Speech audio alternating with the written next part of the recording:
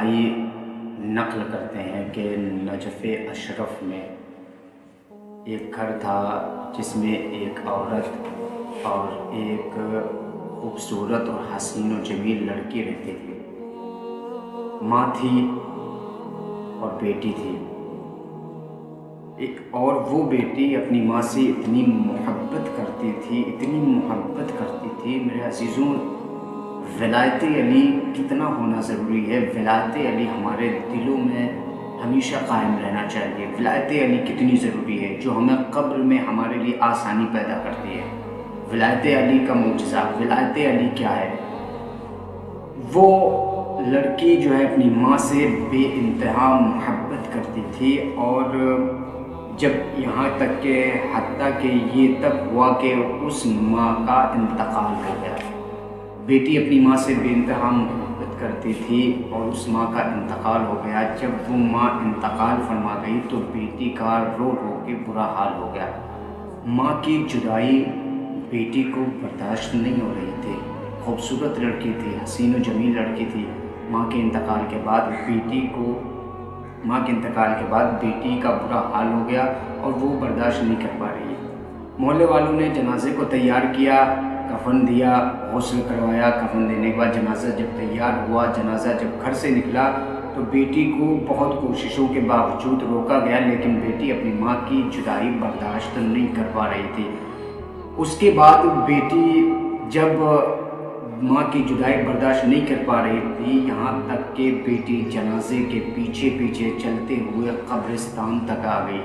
جب لوگوں نے، محلے والوں نے، پڑوسیوں نے اس عورت کے جنازے کو، اس عورت کی میت کو قبر میں اتارا اور چاہا کہ اس کو دفن کرنے کے بعد قبر کو بند کر دیں اور اس کو دفن کر دیں، لیکن ہوا ایسا کہ بیٹی اتنی محبت ماں سے کرتی تھی کہ اسے اپنی ماں کی جدائی برداشت نہیں ہو رہی تھی۔ وہ اپنی ماں کے ساتھ قبر میں اتر گئی۔ اپنی ماں کے ساتھ قبر میں اتر گئی۔ لوگوں نے کوششیں کی کہ اس بیٹی کو باہر نکالا جائے تاکہ جو ہے ہم اس کی ماں کو دفن کر سکیں، لیکن بہت کوششوں کے باوجود بھی وہ بیٹی باہر نہیں آئی۔ پھر لوگوں نے ایسا کیا کہ لوگوں نے کہا کہ ایسا کرتے ہیں کہ اس بیٹی کو قبر میں دفن کر دیتے ہیں، اس بیٹی کو بھی قبر میں چھوڑ دیتے ہیں۔ رات گزر جائے گی، صبح ہم اس بیٹی کو واپس اس کے گھر تک لے کے چلے آئیں گے۔ میرے عزیزوں، ہوا ایسا کہ جب اس بیٹی کو ماں کے ساتھ قبر میں چھوڑ دیا گیا، لوگوں نے مٹی نہیں ڈالی، بس ایک تختہ قبر کے اوپر رکھ دیا اور رکھنے کے بعد تھوڑا سا سوراخ کر دیا جس سے بیٹی کو سانس پہنچے تاکہ دوسرے دن جو ہے بیٹی کو نکال سکے۔ میرے عزیزوں، جب رات کی تنہائی آئی،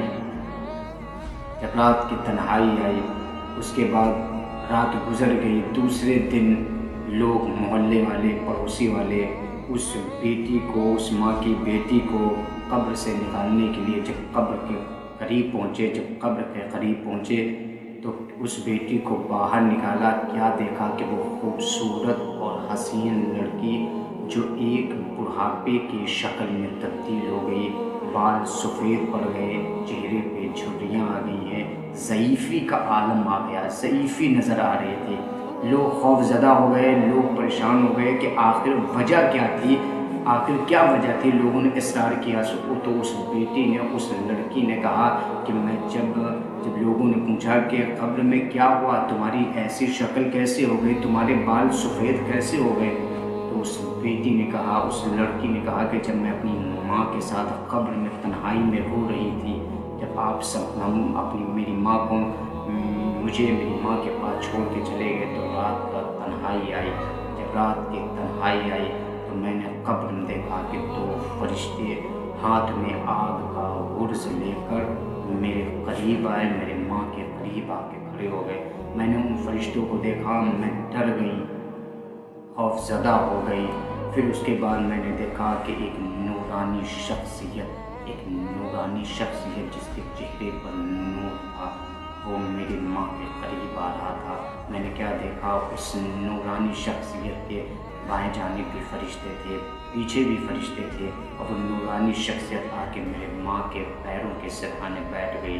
جب فرشتوں نے سوال کیا، ان فرشتوں میں سے ایک فرشتے نے سوال کیا میری ماں سے کہ یہ بتاؤ تمہارا رب کون ہے؟ تو یہ روایت لکھتی ہے، یہ خود کہتی ہے میری ماں نے جواب دیا کہ میرا رب اللہ ہے۔ اس کے بعد جب دوسرا سوال فرشتوں نے کہا کہ تمہارا نبی کون ہے؟ تو ایک مرتبہ میری ماں نے کہا کہ میرا نبی محمد مصطفیٰ ہے۔ تیسرا سوال ہوا کہ تمہارے امام کون ہے؟ تب یہ لڑکی کہتی ہے کہ میری ماں نے کہا کہ میرا کوئی امام نہیں ہے۔ کہا کہ تمہاری ولایت کیا ہے؟ کہا کہ میری کوئی ولایت نہیں ہے۔